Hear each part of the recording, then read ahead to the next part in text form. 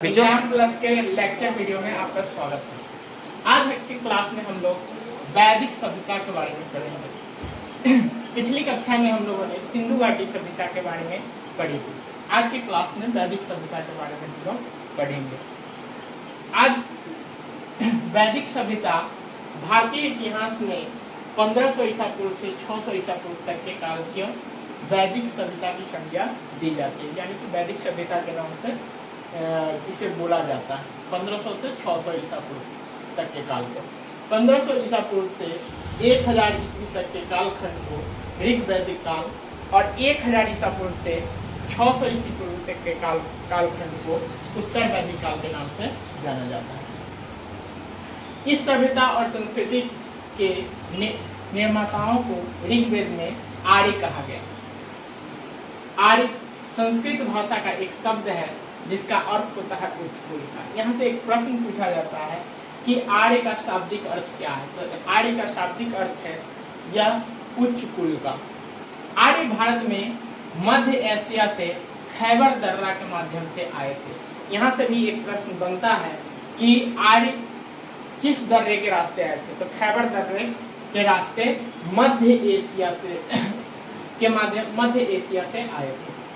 भारत आने पर आर्य सर्वप्रथम कहाँ बसे थे। तो वो सत्यसेंधा प्रदेश में बसे थे। यह भी एक प्रश्न बन जाता है कि आर्य सर्वप्रथम कहाँ बसे थे। तो सत्यसेंधा प्रदेश में। अब चलिए वैदिक साहित्य की ओर देखते हैं। तो सबसे पहले वेद के बारे में जाने तो वेद इसकी संख्या 4 होती है। कौन कौन? ऋग्वेद,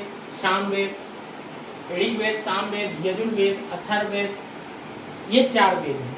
ऋग्वेद, यहाँ से कई प्रश्न पूछे जाते हैं कॉम्पिटिटिव एग्जाम्स में, तो ऋग्वेद पे चर्चा करते हैं हम लोग। इस ऋग्वेद, इसमें देवताओं की स्मृति में रची गई प्रार्थनाओं का संकलन है।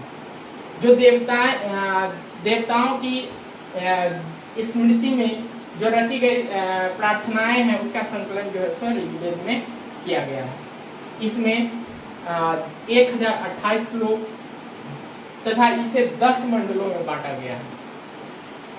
लगभग इसमें 10,600 मंत्र को संकलित किया गया है, जिसमें 4 वर्णों की भी चर्चा मिलती है: ब्राह्मण, क्षत्रिय, वैश्य और शूद्र। अब यहाँ से एक प्रश्न बनता है कि ऋग्वेद में कितने श्लोक को संकलित किया गया है। तो 1028 श्लोक को। ऋग्वेद को 10 मंडलों में बांटा गया है और इसमें 10,600 मंत्र संकलित किए गए हैं। एक प्रश्न यह भी बन सकता है कि 4 वर्णों में जो हमारे समाज को विभक्त किया गया, ये इसका उल्लेख कहाँ मिलता है। तो यह जो है सर ऋग्वेद में इसका उल्लेख मिलता है। गायत्री मंत्र का उल्लेख ऋग्वेद में मिलता है।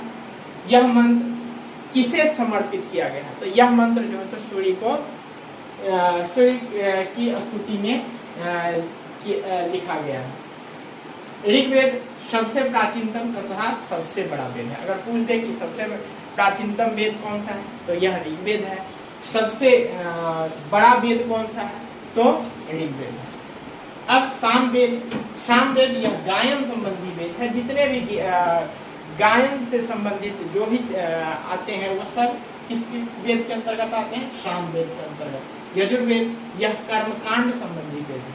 कर्मकांड जो भी पूजा पाठ वगैरह ये सब है, होम जाप, ये सब जो है सो यजुर्वेद में है। अथर्ववेद यह जादू टोना चिकित्सा से संबंधित, जादू टोना ये सब जो भी काम होता है चिकित्सा से संबंधित कार्य, ये सारी चीजें जो है सो अथर्ववेद में। इस काल में उपवेदों की भी रचना की गई है। उत्तर वैदिक काल में 4 उपवेदों की भी रचना की गई थी। वेद के उपवेद बनाए गए, जैसे ऋग्वेद, आयुर्वेद, यह चिकित्सा शास्त्र से संबंधित था और इसके प्रवर्तक कौन हुए? तो धन्वंतरि हुए। यजुर्वेद और धनुर्वेद यह युद्ध कला से संबंधित है। ये इसके प्रवर्तक विश्वामित्र हुए। सामवेद, गंधर्व वेद यह कला और संगीत से संबंधित है और इसके प्रवर्तक भरत हुए। अथर्ववेद यह शिल्प वेद, अथर्ववेद शिल्प वेद यह भवन निर्माण कला से संबंधित था और इसके प्रवर्तक विश्वकर्मा हुए। अब पुराण और पुराणों की कुल संख्या, पुराण पे अगर हम ध्यान दें तो पुराणों की कुल संख्या कितनी रही? 18। पूछ देगा प्रश्न यहाँ से कि पुराणों की कुल संख्या कितनी है। पुराणों की कुल संख्या 18 है, जिनमें मुख्य जो है सो पुराण है मत्स्य पुराण, विष्णु पुराण, वामन पुराण आदि आदि पुराण है। लेकिन मुख्य रूप से मत्स्य और विष्णु पुराण के वामन पुराण, विष्णु और वामन के बारे में हम लोग को जानना है, जिसमें सर्वाधिक प्राचीन एवं प्रमाणिक जो पुराण है वो मत्स्य पुराण है, जिसमें विष्णु के 10 अवतारों का उल्लेख किया गया है। अब पूछ देगा, यहाँ से प्रश्न आ सकता है कि विष्णु के 10 अवतारों का उल्लेख कहाँ पे मिलता है, किस पुस्तक में? तो यह मत्स्य पुराण में मिलता है। रामायण की रचना, यह भी प्रश्न आता है कि रामायण की रचना किसने की? तो रामायण की रचना वाल्मीकि जी ने की थी। महाभारत, इसकी रचना महर्षि वेद व्यास ने की थी। महाभारत विश्व का सबसे बड़ा महाकाव्य। अगर पूछ दे, यहाँ से प्रश्न पूछा जा सकता है कि विश्व का सबसे बड़ा महाकाव्य, तो महाभारत। वही पूछ दे कि विश्व सबसे बड़ा वेद, तो ऋग्वेद। महाभारत को जय संहिता के नाम से भी जाना जाता है। जय संहिता के नाम से किसे जाना जाता है? तो महाभारत को जाना जाता है।